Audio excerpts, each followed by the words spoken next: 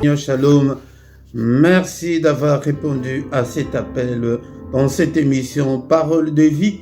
Nous étudions la parole de Dieu. Que le Seigneur soit avec toi, que la paix du Seigneur t'accompagne. Nous sommes là pour écouter la parole de Dieu, bien-aimé dans le Seigneur. Au micro cet après-midi, c'est votre frère, le prédicateur Philippe. Je suis là pour que nous puissions étudier la parole de Dieu ensemble, car le Seigneur a dit à ses disciples, allez, faites de toutes les nations les disciples et enseignez-leur à observer tout ce que je vous ai prescrit, et je serai avec vous jusqu'à la fin du temps, jusqu'à la fin du monde. Bien-aimé, un disciple, c'est un élève, c'est un étudiant.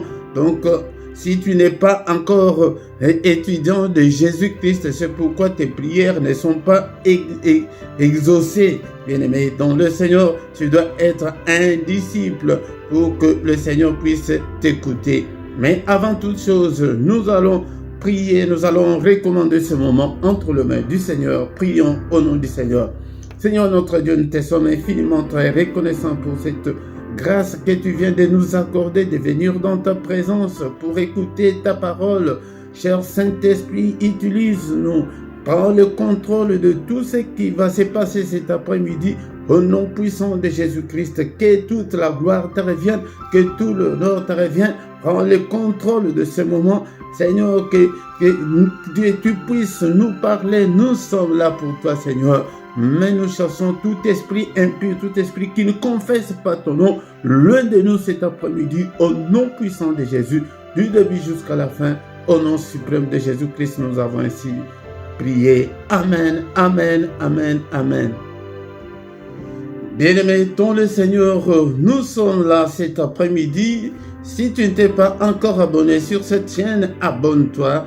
Bien-aimés, dans le Seigneur, et invite aussi les autres pour qu'ils puissent venir nous rejoindre. Bien-aimés. Nous sommes là tous les dimanches à 17h, heure de Paris, heure de Bruxelles, pour étudier la parole de Dieu. Actes des Apôtres, chapitre 2, verset 42. La Bible nous dit, Actes chapitre 2, verset 42, ils persévéraient dans l'enseignement des apôtres, dans la communion fraternelle, dans la fraction du pain et dans les prières.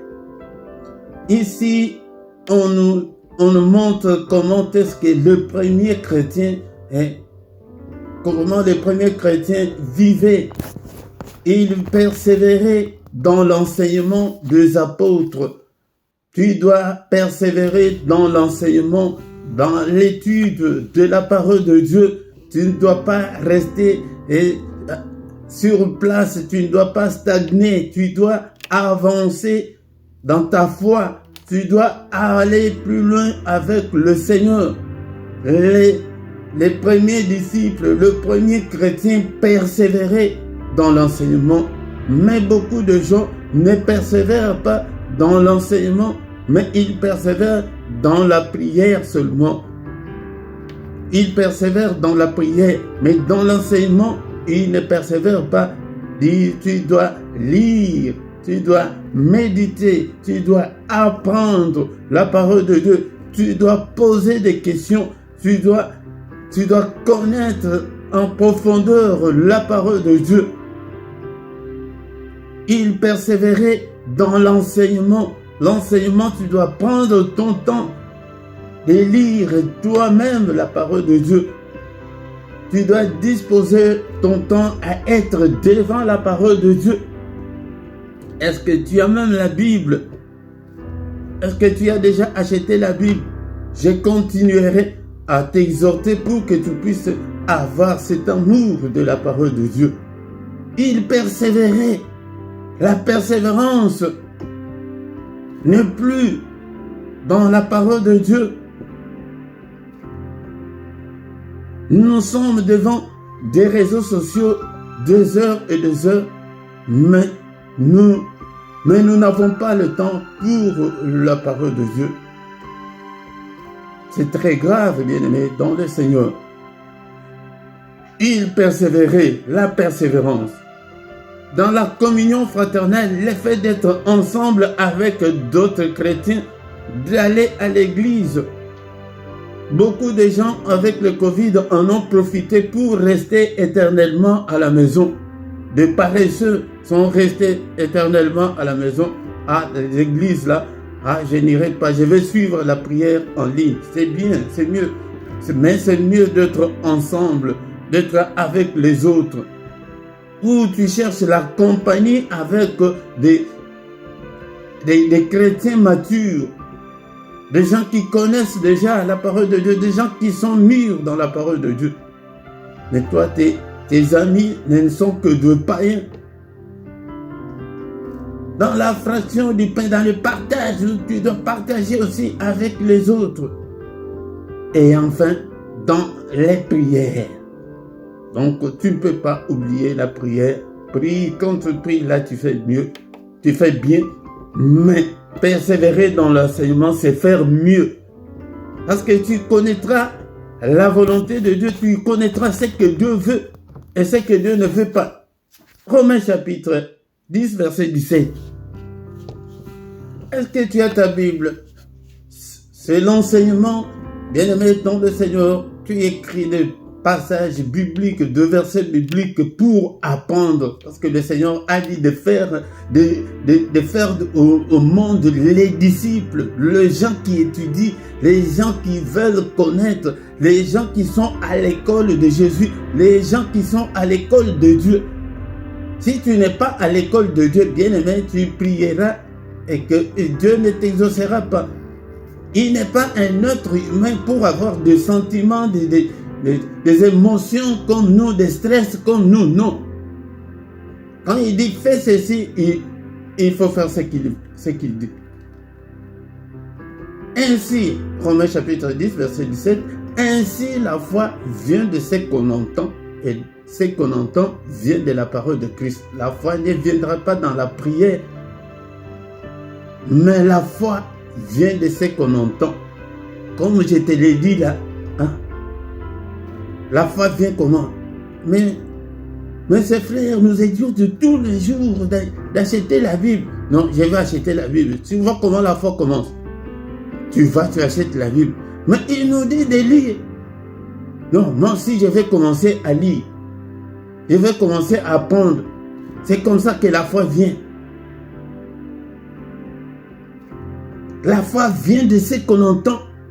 Prie pour que le Seigneur puisse ouvrir tes oreilles spirituelles. Parce que si tu entends la parole de Dieu, tu seras mieux. Et le Seigneur, tu seras très utile pour le Seigneur. Je ne dis pas que tu n'es pas un enfant de Dieu. Tu es un enfant de Dieu. Mais un bébé, un enfant. Mais les gens qui ont déjà des enfants de plus de 12 ans, ils sont un peu allégés. Pourquoi? Parce que surtout s'ils vont à l'école, un enfant de 12 ans, il se réveille tout seul. Il va, il se prépare, il se lave le matin. Tu peux l'aider, mais pas beaucoup. Mais ton enfant de 4 ans que tu amènes à l'école maternelle, tu dois faire tout pour lui. C'est comme ça que Dieu veut. Dieu veut que nous puissions grandir. La foi. Ainsi, la foi vient de ce qu'on entend. Et ce qu'on entend vient de la parole de Christ. Et ces jours même, on va encore continuer à parler sur la foi. La foi qui est un obstacle à nos prières. Donc, celui qui n'a pas la foi, c'est un incrédule, c'est un infidèle, c'est un païen. Il n'est pas considéré par Dieu. Mais quand tu entends la parole de Christ, tu as la foi et Dieu te considère et spirituellement, tu grandis, bien-aimé. Josué 1:8, c'est un verset que j'aime beaucoup, c'est un verset que je le répète à plusieurs fois, bien-aimé, pour que tu puisses comprendre qu'est-ce que Dieu veut et pourquoi nous échouons. Pourquoi nous échouons, pourquoi nous prions pendant plusieurs années et nous n'avons pas de réponse. Josué 1:8. Donc nous sommes toujours dans notre idée que pourquoi nous prions beaucoup et nous avons pas de résultats ou voire rien. Que ces livres de la loi ne s'éloignent point de ta bouche. Cette astuce, tu dois la connaître, bien-aimé. C'est Dieu qui le veut. C'est Dieu qui veut comme ça que la parole de Dieu ne t'éloigne pas de ta bouche. Mais beaucoup jusqu'aujourd'hui ont encore des gros mots dans leur bouche. Ils ont encore des paroles blessantes, menaçantes jusqu'en ces jours. Ils n'ont pas changé. Médite cette parole jour et nuit, bien-aimé, pour agir fidèlement selon tout ce qui est écrit. Nous devons être fidèles à Dieu, fidèles à nous-mêmes, fidèles au monde. Même là où les personnes ne te connaissent, comporte-toi comme un chrétien, comme un vrai. Médite la parole de Dieu jour et nuit. Quand ensemble marcher, lis, médite. Méditer, c'est étudier en profondeur. Quand tout ne semble pas marcher, médite la parole, prends la Bible. La Bible nous recommande de lire des psaumes. Tu peux lire même des psaumes à haute voix ou n'importe quel livre de la Bible.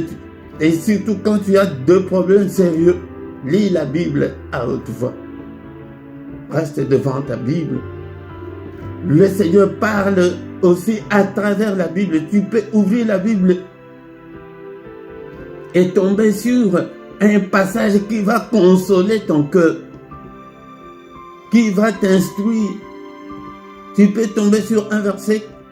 Ah, mais ça là, moi j'ai toujours considéré comme si ce n'est pas un péché, mais c'est un péché. Non, je ne le ferai pas. Ah, il faut agir fidèlement selon tout ce qui est écrit dans la parole de Dieu. C'est pourquoi on nous appelle aussi des fidèles, des chrétiens ou bien des fidèles, des gens qui sont fidèles à leur Dieu, les gens qui ne peuvent pas trahir Dieu. C'est alors que tu auras du succès dans tes entreprises. C'est alors que tu réussiras. Bien-aimé dans le Seigneur, si tu mets la parole de Dieu en pratique, tu vas réussir. Et c'est spirituellement que cet automatisme spirituel va déclencher. Parce que tu suis la ligne droite de Dieu. Est-ce que tu es là cet après-midi? Mon frère, ma soeur, la parole. Nous lisons tous ces versets. Pourquoi? Parce que nous avons notre thème central, que nous prions beaucoup, nous gênons beaucoup. Qu'est-ce qui fait que Dieu ne nous exauce pas? Bien-aimé, Jean chapitre 1, nous lisons tout ça. C'est pour comprendre, pour que nous puissions sortir de ces blocages spirituels. Nous sommes bloqués, bien-aimés. Pourquoi? Parce qu'on ne connaît pas Dieu. Jean chapitre 1, verset 1. Au commencement était la parole. Et la parole était avec Dieu. Et la parole était Dieu.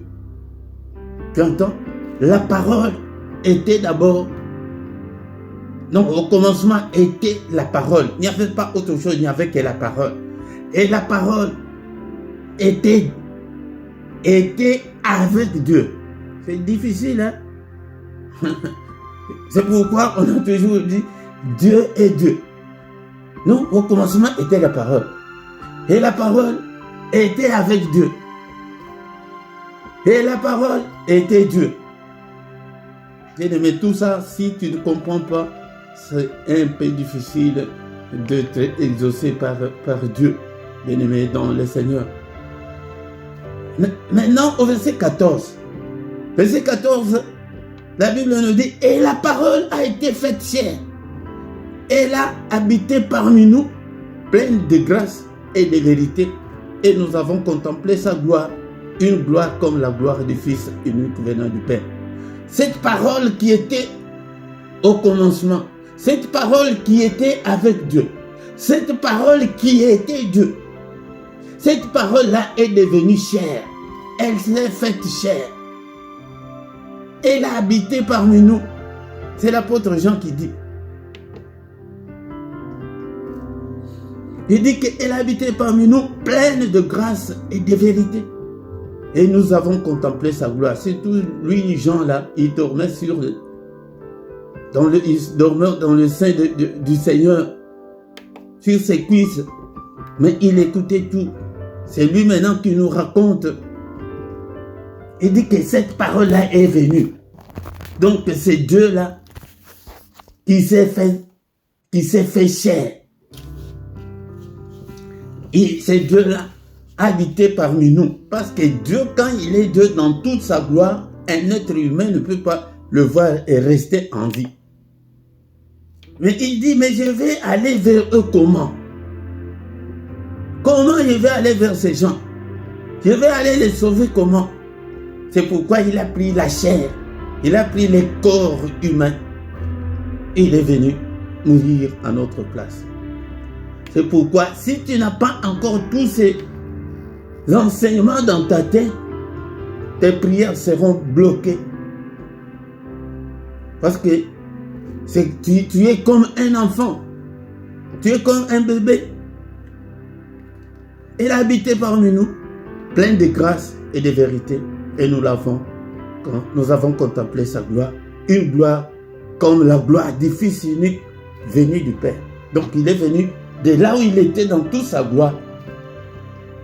Cela ne veut pas dire encore une parenthèse, une grande aussi parenthèse, parce que beaucoup de gens posent des questions là comme si c'est un être humain. Non?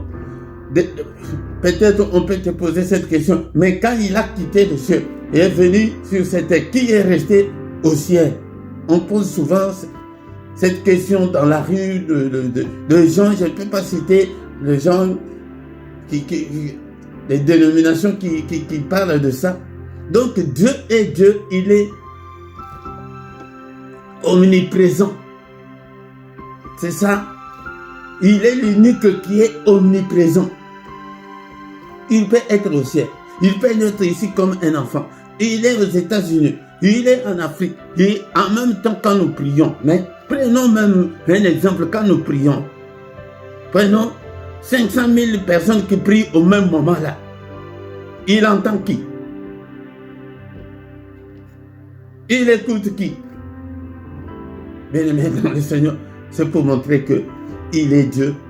Et quand il est dans toute sa gloire, l'être humain ne peut pas le voir rester en vie. Tu vas mourir, tu vas être brûlé. C'est pourquoi il est venu. Mais au verset 12 et 13, mais à tous ceux qui l'ont reçu. C'est l'une des conditions qu'on avait déjà étudiées la fois dernière. Pour être exaucé, tu dois d'abord recevoir Jésus dans ta vie. On avait déjà étudié ça la fois dernière. Pour ceux-là qui étaient avec nous la fois dernière, on avait déjà. À ceux qui croient en son nom, d'abord tu dois recevoir Christ dans ton cœur, dans ta vie et croire en son nom. De ceux qui ont déjà fait ça, elle a donné le pouvoir de devenir enfants de Dieu, lesquels sont nés non du sang, ni de la volonté de la chair, ni de la volonté de l'homme, mais de Dieu.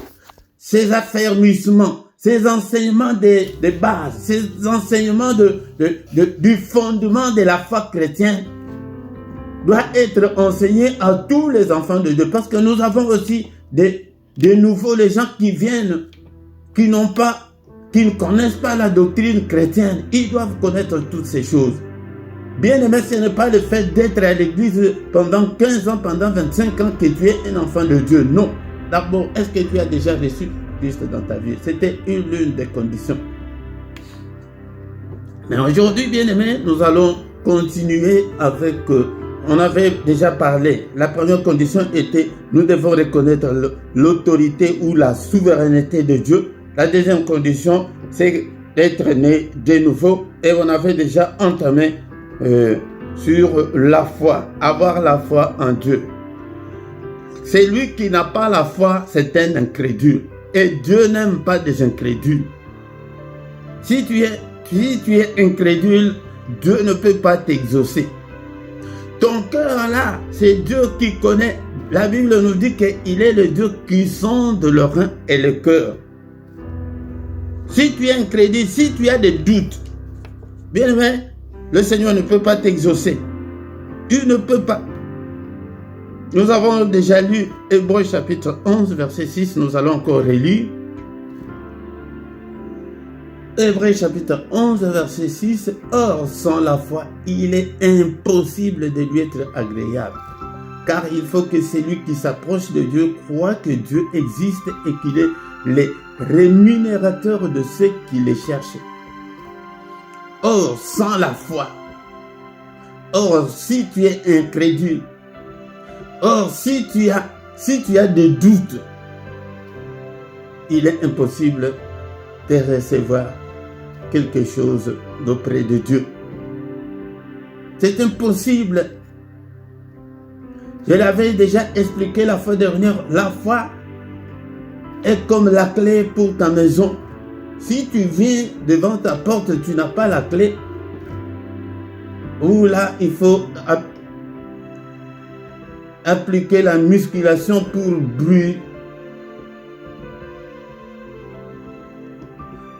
casser la porte, ou tu vas rester devant ta porte depuis 2 heures pour chercher la solution. Mais si tu as la foi, et si tu as ta clé, tu as toute la possibilité dans moins d'1 minute que tu es déjà à l'intérieur de ta maison. J'avais encore dit la fois dernière que la foi, c'est la clé pour entrer chez Dieu comme tu veux, quand tu veux. Si tu as la foi, tu entres chez Dieu comme tu veux. Tu entres dans son sein comme tu veux. Donc, sans la foi, c'est impossible d'être agréable à Dieu. Et il faut que celui qui s'approche de Dieu croit qu'il existe. Si tu ne crois pas que Dieu existe, si tu ne crois pas que Dieu peut exaucer, si tu ne crois pas que tout est possible à Dieu, bien aimé, c'est difficile, c'est impossible. La Bible utilise même le mot impossible. Donc tu prieras toute ta vie et que Dieu ne t'exaucera pas. Brise l'incrédulité, crois.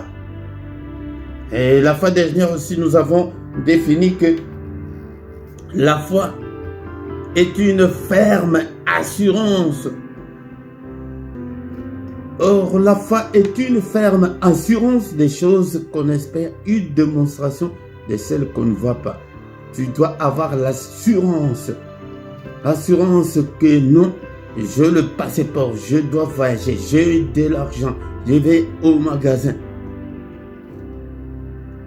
Une démonstration de ce qu'on ne voit pas. Tu dois démontrer que Dieu va faire encore. Il va agir certainement. Tu as cette foi-là, cette détermination-là, cette volonté-là de voir Dieu agir, cette rage-là que tu as dans ton corps que Dieu va faire, que je ne peux pas reculer, je dois toujours avancer avec le Seigneur. Bien-aimé, je dis que la foi, il faut éviter les doutes, il faut éviter la peur. Nous devons combattre, nous devons activer le mode combat spirituel dans la foi. 1 Timothée chapitre 6 verset 12. L'apôtre Paul dit à Timothée: combat le bon combat de la foi, saisis la vie éternelle à laquelle tu as été appelé et pour laquelle tu as fait une belle confession en présence du grand nombre de témoins. Combat le bon combat de la foi. La foi que nous avons cru en Christ a déclenché, bien-aimé dans le Seigneur, la foi là qu'on a en Christ a déjà déclenché une grande hostilité contre le monde des ténèbres, a déclenché la guerre contre tous les sorciers de ta famille, contre le marabout, contre les occultistes. Ils sont beaucoup plus nombreux qui nous combattent, qui vont nous combattre. Peut-être tu n'es pas encore en mode combat spirituel. Bien-aimé, je te demande d'activer le mode combat spirituel. Tu dois combattre toutes les anomalies, tu dois combattre toutes les négativités, tu dois combattre toutes les maladies, tu dois combattre tout ce qui ne confesse pas les noms de notre Dieu. Pourquoi? Parce que nous avons accepté Christ, que le diable ne va pas nous laisser tranquille, il ne va pas nous laisser la tâche facile. Et il sait frapper là où il sait que ça va encore nous faire très mal. Bien aimé, c'est pourquoi ces enseignements, ces affermissements, pour que tu sois bien préparé quand cela t'arrive. Ou bien si tu es déjà dedans, réveille-toi, combat. Si tu n'as pas cette foi, Dieu ne peut pas t'exaucer. Bien aimé, dans le Seigneur. Luc chapitre 10, verset 19. Luc chapitre 10, verset 19, la Bible nous dit, voici, c'est le Seigneur qui parle, voici je vous ai donné le pouvoir de marcher sur le serpent et les scorpions et sur toute la puissance de l'ennemi et rien ne pourra vous nuire. Si tu ne combats pas, c'est l'ennemi qui va te nuire. Ici, le Seigneur avait déjà activé le mode combat. Il dit que je vous donne. Il ne dit pas que il dit que je vous ai donné. Il ne dit pas que je vous donne maintenant. Il ne dit pas que je vous donnerai. Non. Il a déjà donné, c'est au passé. Donc avant que tu ne deviennes chrétien, il a déjà donné ce pouvoir-là de marcher sur le serpent. Le serpent, c'est le diable lui-même. C'est tout son pouvoir. Et le scorpion et toute la puissance de l'ennemi. Quand on parle de serpent, toi, ne vois pas un serpent physique, ne vois pas des scorpions physiques, des animaux, non. C'est toute cette machination-là de l'ennemi, cette armada-là de l'ennemi. Bien-aimé, c'est pourquoi il dit que de marcher dessus. Nous devons marcher sur Satan. Nous devons marcher sur ses acolytes. N'ayez pas peur du Satan. N'ayez pas peur des sorciers, ni des charlatans. Et toute la puissance de l'ennemi, sur toute sa puissance, nous sommes au-dessus. Il nous a donné ce pouvoir-là. La supériorité sur Satan. La supériorité sur les sorciers. Que les sorciers de ta famille disent que non, viens avec de pain, viens avec de peu, sinon tu ne vas pas accoucher. Ne l'accepte pas. Tu es au-dessus de ton oncle sorcier là. Que rien ne pourra vous nuire. C'est Christ qui dit. Il dit qu'avec le pouvoir qu'il y a, c'est pourquoi il faut être réellement enfant de Dieu. Si tu es réellement un enfant de Dieu, tu as ce pouvoir-là. Bien-aimé dans le Seigneur. Bien-aimé dans le Seigneur, mais quand je viendrai avec les affermissements sur la foi, où je ne parlerai que de la foi, là je pourrai entrer en profondeur. Mais ici, c'est pour te montrer que si tu n'as pas la foi, si tu n'as pas la confiance en Dieu, si tu ne t'attaches pas à Dieu, Dieu ne peut pas t'exaucer. Et il ne peut pas t'exaucer, bien-aimé, dans le Seigneur. Pourquoi tu dois avoir la foi? Beaucoup ont déjà abandonné ces combats. Beaucoup ont déjà abandonné la foi pour s'attacher au diable, pour avoir des succès. Ils sont déjà dans l'occultisme. Beaucoup de serviteurs de Dieu, beaucoup sont déjà dans le monde. Beaucoup sont déjà dans le camp de l'ennemi. 1 Timothée chapitre 1, verset 17 à 19. Non plutôt, bien-aimé, des 18 à 19. L'apôtre Paul dit à Timothée, son enfant, dans la foi. Il dit, les commandements que je t'adresse, bien-aimé, la foi c'est un commandement. Les commandements, par exemple, ceux qui sont dans les services militaires, dans le commandement, c'est l'impératif comme on a étudié en français, c'est l'impératif. Lève-toi. Mange, cours, va. Donc c'est un ordre. Donc les commandements que je t'adresse, Timothée mon enfant, selon les prophéties faites précédemment à ton sujet, c'est que d'après elles, que tu combattes le bon combat. Combattez le bon combat, bien-aimé dans le Seigneur. Tu peux perdre l'emploi, tu peux tomber malade, rien ne marchera dans ton foyer. C'est un combat, nous devons combattre. Si on avait déjà déclenché ce mode de combat spirituel, beaucoup ne pourraient pas divorcer. Parce que toi, tu combats ta femme, tu combats ton mari, mais ce n'est pas lui. Donc nous devons combattre le diable. Nous devons combattre le mal.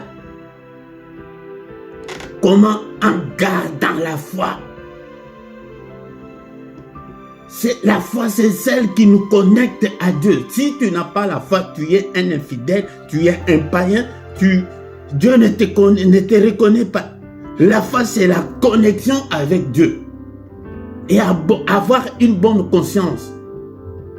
Bien aimé, beaucoup de gens aujourd'hui n'ont pas cette conscience. Ils n'ont pas une bonne conscience. Leurs consciences sont pourries.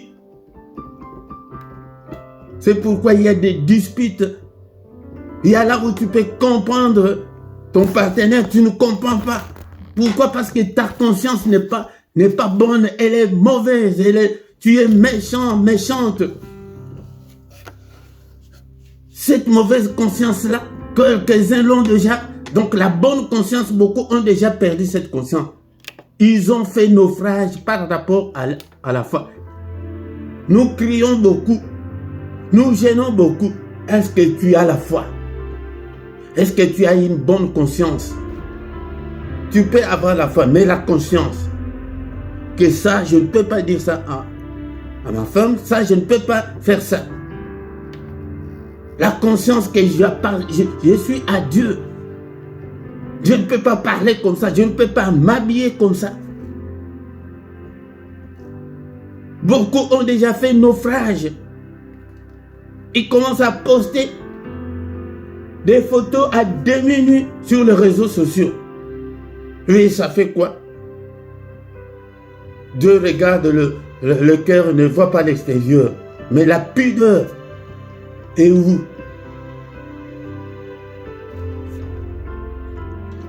Les exemples dans la Bible de la foi ferme de ceux qui nous ont précédés, il y en a autant. Surtout ceux qui étaient avec le Seigneur, tous les apôtres sont morts d'une manière catastrophique en gardant toujours la foi. Je vous ai dit la fois dernière que peut-être je ferai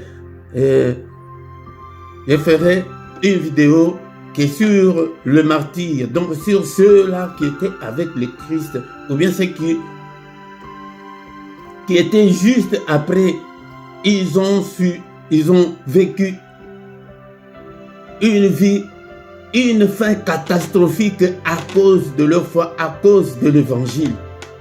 C'est pourquoi peut-être tu n'as pas encore vu. Je vous ai dit encore l'autre fois qu'il y a même tout un livre, un prophète qui a écrit les livres des lamentations. Pourquoi ma douleur est-elle continuelle? Bien-aimé dans le Seigneur, il a écrit tout un livre. Mais les exemples, il y en a beaucoup. Les 3 compagnons de Daniel dans la fourneuse, ils n'ont pas cédé. Joseph devant la femme de Potiphar, il n'a pas cédé. Bien-aimé, Daniel a accepté d'aller dans la fosse aux lions. Il n'a pas cédé. Mais toi, tu cèdes aujourd'hui. Tu tombes avec la faim. Tu tombes avec des hommes. Et je suis faible. Mais non. Je vais terminer cet après-midi avec un exemple. L'exemple de Jean, l'apôtre, qui nous a écrit les livres de Jean et de 1 Jean, 2 Jean, 3 Jean, et qui a aidé beaucoup de gens à rédiger l'évangile. Il était avec le Seigneur. Je vais vous montrer comment est-ce qu'il est mort en martyr. C'est pourquoi tu dois garder ta foi. Tu n'es pas encore arrivé au moment où, que pour ta foi, que tu es menacé, que pour la foi seulement. Demande à nos frères et ceux qui vivent dans des pays communistes ou bien dans des pays musulmans comment ils souffrent pour leur foi. Lisez comment est-ce que dans l'ancienne Union soviétique, comment est-ce qu'on a tué des chrétiens. De martyrs, on peut en faire des livres et des livres. Et les Romains, comment ils ont tué les premiers chrétiens. Jean, il est mort à Rome. Il a connu le martyr. Tu sais comment? Ils ont mis une marmite sur le feu, une marmite pleine de l'huile. Ils ont chauffé l'huile jusqu'à je ne sais pas quel degré. Et ils ont pris Jean vivant. Ils l'ont jeté dans cette marmite bouillante. La marmite d'huile, ils ont rempli l'huile dans une grande marmite. C'est à cause de sa foi. Ils l'ont jeté avec tout. Bon, bien aimé, quand j'ai préparé ça, je pleurais. Je pleurais.